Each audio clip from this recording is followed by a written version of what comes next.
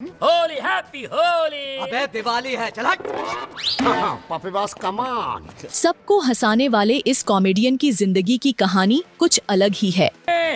बेली से नागिन निकाली, मुन्ना बटोला अलग। जबरदस्त कॉमिक टाइमिंग, शानदार एक्टिंग स्किल्स और लाजवाब फेशियल एक्सप्रेशंस के साथ एक ऐसा कॉमेडियन जिसने बॉलीवुड के बड़े बड़े कलाकारों के साथ काम किया। इसकी गारंटी मैं नहीं दे सकता।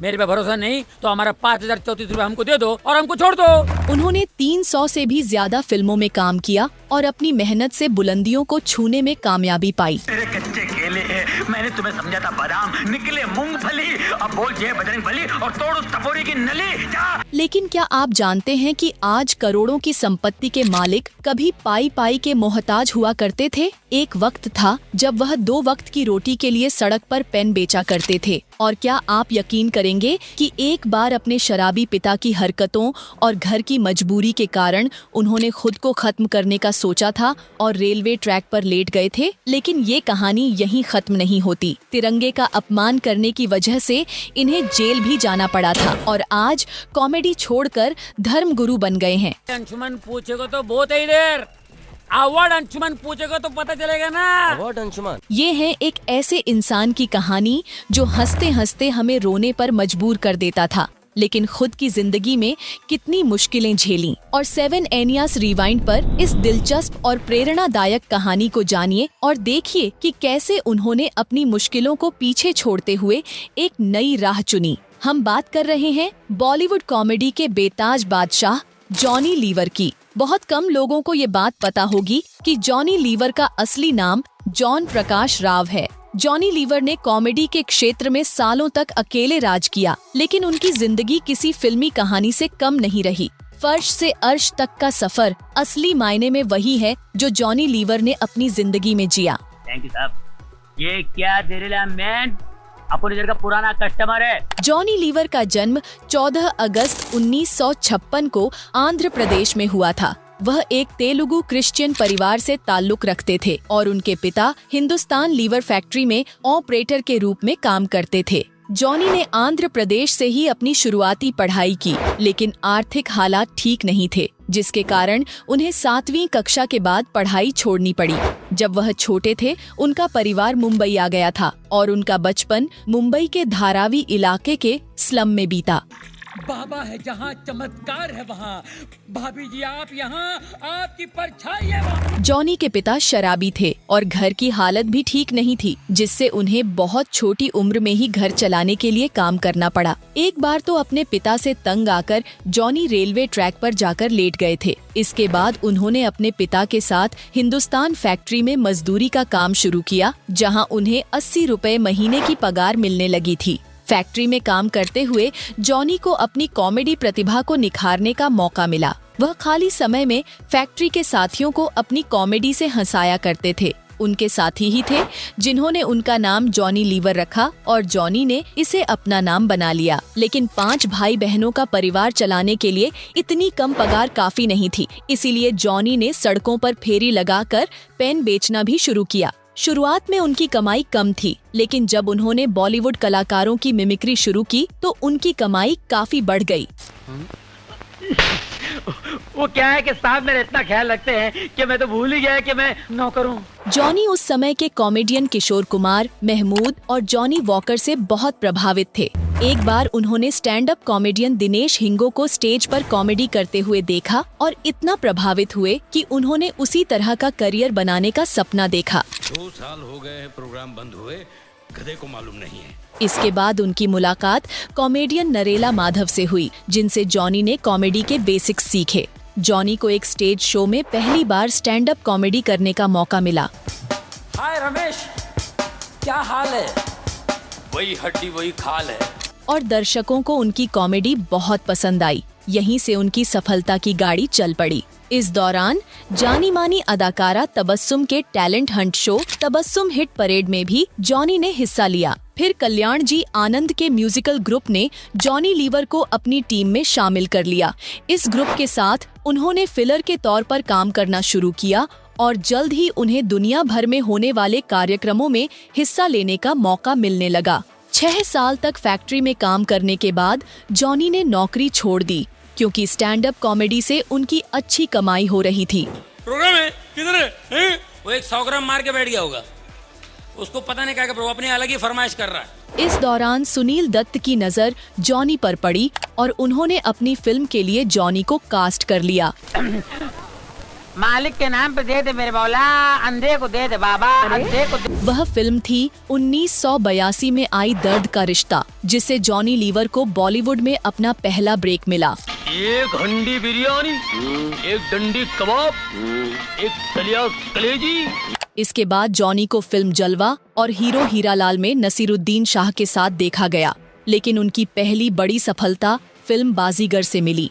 यहीं से उनकी जिंदगी का नया अध्याय शुरू हुआ और धीरे धीरे जॉनी लीवर को कई फिल्मों में काम मिलने लगा। ये लोग अपनी भोली भाली बीवियों के साथ धोखा कर रहे हैं, अपने आप के साथ धोखा कर रहे हैं साहब। उन्होंने कॉमेडियन के तौर पर अपनी पहचान बनाई और लगभग हर दूसरी फिल्म में वे इस किरदार में नजर आने लगे। 1986 में शेखर कपूर ने अपनी कमर्शियल फिल्म कछुआ छाप में जॉनी को कास्ट किया, जिसके बाद वे टीवी कमर्शियल्स में भी दिखाई देने लगे। इस दौरान जॉनी ने अपना कॉमेडी शो हंसी के हंगामे भी शुरू किया, जो हिट साबित हुआ। इसके अलावा उन्होंने होप 86 नाम से एक सफल चैरिटी शो भी किया। इसके बाद जॉनी लीवर की कॉमेडी की दुनिया में धूम मच गई और वे फिल्म इंडस्ट्री के बड़े नाम बन गए। जॉनी लीवर का जलवा सालों तक कायम रहा और वे सैकड़ों हिट फिल्मों का हिस्सा बने। उनके लिए फिल्म इंडस्ट्री में अब स्पेशल किरदार लिखे जाने लगे, जैसे पहले टुनटुन मोहम्मद और जॉनी वॉकर के लिए होते थे।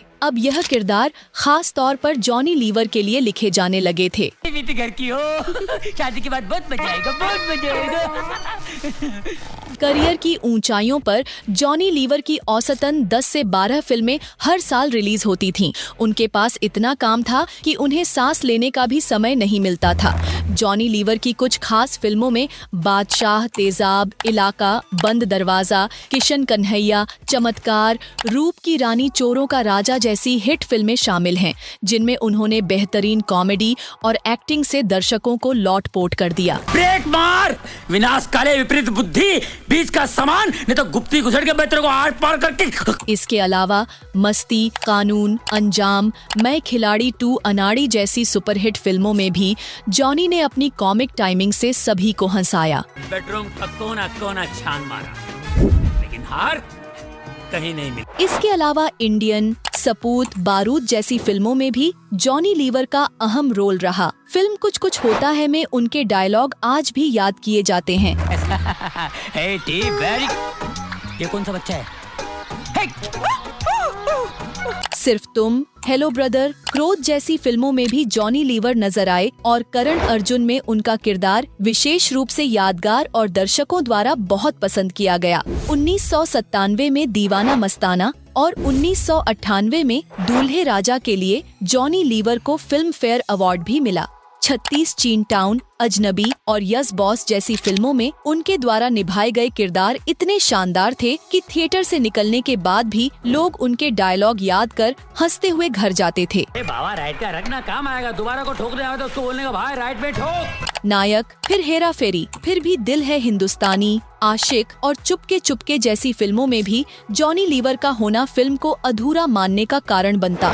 फिल्म राजा हिंदुस्तानी में जॉनी ने केवल कॉमेडी ही नहीं बल्कि इमोशन का भी शानदार तड़का लगाया, जो दर्शकों को बहुत भाया। सलाम हवलदार साहब। हवलदार नहीं है, इंस्पेक्टर है, इंस्पेक्टर पक्कर सिंह। कोई मिल गया में भी उन्होंने एक अहम किरदार निभाया। रोहित शेट्टी की फिल्म गोलमाल में जॉनी द्वारा निभाया गया पप्पी भाई का किरदार खास तौर पर याद किया जाता है।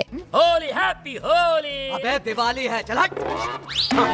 इसके अलावा जॉनी लीवर ने छोटे पर्दे पर भी अपनी कॉमेडी से जलवा दिखाया। 1993 में जबान संभाल के शो के एक एपिसोड का हिस्सा बने और GTV के अपने शो जॉनी आला रे में भी अपने खास अंदाज में इंटरव्यू दिए। 2007 में stand up reality show comedy comedy circus में जॉनी ने जज की भूमिका निभाई थी। जॉनी लीवर ने फिल्मों और टीवी शो के अलावा दुनिया भर में लाइव शो भी किए हैं और हर हिस्से में उनके प्रशंसक मौजूद हैं। Johnny mimicry artist association Mumbai के अध्यक्ष भी हैं। पर्दे पर लोगों को हंसाने वाले जॉनी लीवर ने अपनी जिंदगी में बहुत दुख झेले हैं। बचपन में तो उन्होंने संघर्ष किया ही, लेकिन आगे भी उन्हें कई तकलीफों का सामना करना पड़ा। कभी पिता को अस्पताल में बीमार छोड़कर शूटिंग के लिए जाना पड़ा, तो कभी बेटे की बीमारी ने उन्हें तोड़कर रख दिया। एक वक्त ऐसा भी आया जब जॉनी खुद बहक गए और सफलता उनके सिर पर चढ़कर उन्हें बर्बाद करने लगी। मैं स्टीयरिंग में उंगली डाल के जो चक्री घुमाई,